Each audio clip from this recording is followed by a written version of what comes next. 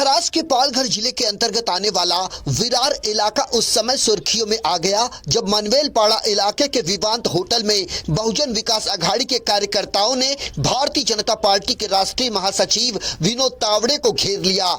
इस दौरान महायुति के बीजेपी उम्मीदवार राजन नाईक भी मौजूद रहे। थोड़ी ही देर में स्थिति ऐसी बनी कि बहुजन विकास अघाड़ी के अध्यक्ष हितेंद्र ठाकुर को अपने साथ विनोद तावड़े को लेकर निकलना पड़ा।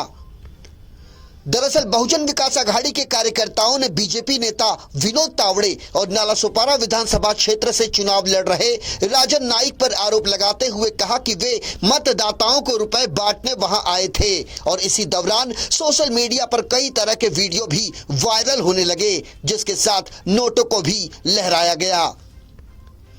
मामला तूल पकड़ता देख मीरा भाईंदर वसई विरार आयुक्तालय के निर्देश पर तुलिंज पुलिस ने आपराधिक मुकदमा दर्ज कर अपनी जांच शुरू कर दी है।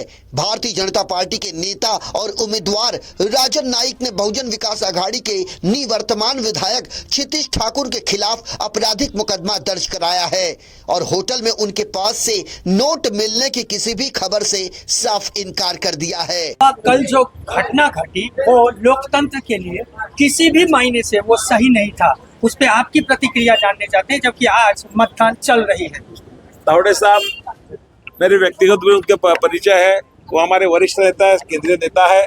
उनको मैंने आग्रह किया कि कार्यकर्ता के संबोधन करो और अंदर होटल के हॉल में बैठक चालू थी, न उससे पैसे को लेना था न देना था, लेकिन गलत तरीके से इसका इस्तेमाल किया और उनकी रणनीति है कि उन पर बुमरांग हो गई है। आज जो मतदाता के परसेंटेज देखे उनके बुमरांग हो गई है। 23 तारीख को पूरा मालूम पड़ेगा इसकी स्थिति क्या है। ऐसा क्या प्रतिशत मिल रहा है आपको? हर बूथ पे आप सर्वे कर रहे हो तो जनता बहुत अच्छा प्रतिशत मिल रहा है। लोगों ने मन बना लिया है, परिवर्तन उनको चाहिए चाहिए चाहिए। देखो, उनकी मोडस ऑपरेंडी पहले से है और इसका परिणाम उनको भुगतना पड़ेगा। लोगों ने कल का जो प्रकार है उसकी बड़ी कड़ी आलोचना की है और आज उसका रिजल्ट मिल रहा है। आज लोग जिस तरह से मतदान केंद्र पे जा रहे हैं, बड़ी बड़ी लंबी लाइनें लगा रहे हैं, तो ये महायुति का विजय निश्चित है और उनका पराभव अटल है। हमारे कार्यकर्ता का मनोबल और ज्यादा बढ़ गया है। हमारे कार्यकर्ता और जोर से काम पे लगे और परिणाम आपको दिखाई देगा। उसमें शनिचर को लोग ये वोट के माध्यम से दिखाएंगे और युति का महायुति का 100% तीनों कॉन्स्टिट्यूंसी में विजय होगा।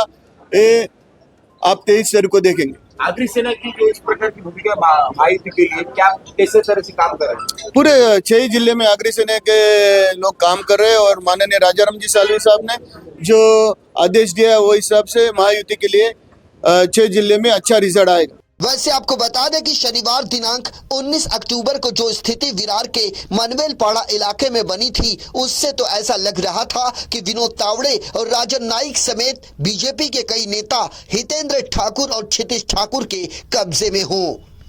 फिलहाल राजन नाईक का कहना है कि जो एफआईआर दर्ज की गई है उसमें क्षितिज ठाकुर आरोपी हैं और इस मामले में जनता सब कुछ समझ चुकी है कि अब वसई विरार में किसी का भी एक छत्र राज नहीं होगा और यहां महायुति का उम्मीदवार ही विजयी होगा। बहरहाल विरार की राजनीति में कुछ भी कहा नहीं जा सकता। अब कानूनन इस मसले में क्या कुछ निकलकर सामने आएगा, ये देखने वाली बात होगी। भंवर चौहान, VV24 न्यूज, विरार।